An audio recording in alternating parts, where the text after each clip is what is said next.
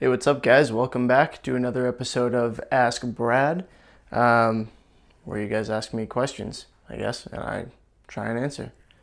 Today we've got almost a bit of a theme that we're dealing with because I've got a few questions about very similar topics. So to start off with, someone has asked if you can use a 2K or a two-part catalyzed clear over enamels, essentially. And I assume that they're referring to, I believe they said the two-part polyurethane. I've done this before, and it's worked fine for me, but there are some things that you need to be leery of. You can't spray it straight over a gloss enamel, obviously. You're going to have to follow the usual recoating systems that we use where you scuff it up before doing it. And also you're going to want to make sure that there aren't still solvents in the enamel when you spray over it. So you can't just do the recoat time thing, I wouldn't imagine. I wouldn't go with a coat of enamel and then wait 10 minutes and spray on my polyurethane. Do your enamel, give it time to dry fully, let it cure, scuff it up, and then you can put your gloss polyurethane over there, or matte, or whatever it happens to be. And typically it's not a problem. I know I have done it before without having any issues. So next up, like I said, we're kind of dealing with the theme here. We've got a question about how to layer different paint types. So this again kind of deals with that same concept of avoiding having the solvents still in your paint when you spray over it with a different type of paint. Now there are some kinds of paint that take a very long time to dry. For example, nitrocellulose lacquer, it's supposed to take a month for all of the solvents to get out of there. So to be on the safe side, you might not want to coat over it with a different kind of paint before that time frame has elapsed. I have seen nitrocellulose lacquer and polyurethane go well together, like within a much more reasonable time frame than that. But to be on the safe side, if you let it dry fully and then scuff it, you can coat over it. When you're working with water-based paints, you don't really have that issue so much. For example, I use my water-based acrylics, the auto air and stuff that comes out of my airbrush typically, if I'm not using House of Color. That stuff I can spray over it with polyurethane within minutes because it dries and it doesn't really have much in it in the way of solvents, so there's really no worry of causing a chemical reaction there. I can also spray over it with lacquers. I've done that, enamels, acrylics, any number of things, because the water-based paint doesn't really have that issue with the chemicals. So when you're moving to solvent-based paints, you just have to be leery of how long it's going to take those solvents to get out of there.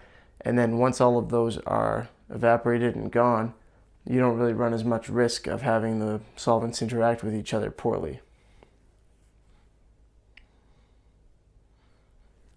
Okay, and another one about the two-part clear coat here. We'll call this the last one for today because typically I do 3 questions in a video.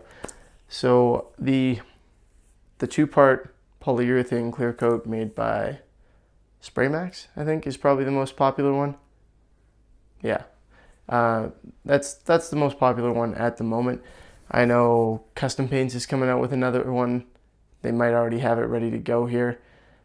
But as it stands, Spraymax in particular makes this can that you activate and you break a can inside it basically when you go to use it.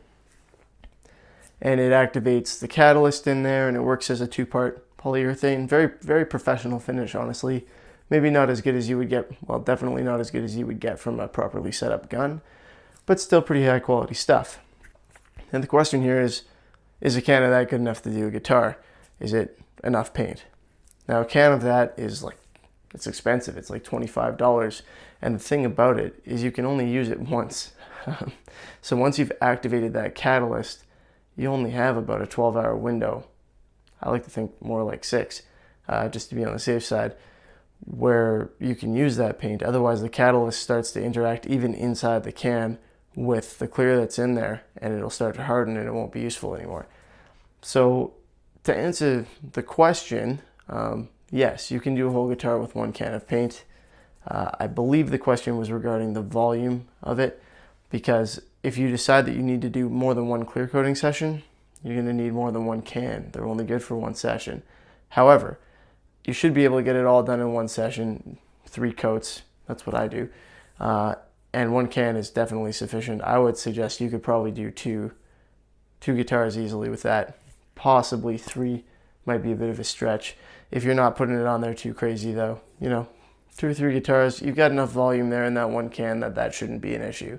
It comes with a nice wide fan pattern when it sprays, about 10 inches when you're using the appropriate distance, and it's got a fair bit of material in there, so that shouldn't be a problem.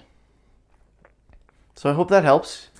Sorry, I keep looking over there. Don't worry about that. And yeah, I hope that answers those questions. If you have further questions, please ask them so that I can keep this series going. I appreciate the feedback and you guys watching these videos.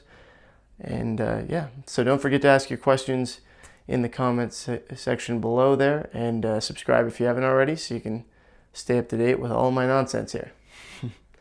That's about it. Let's call that a wrap. See you next time.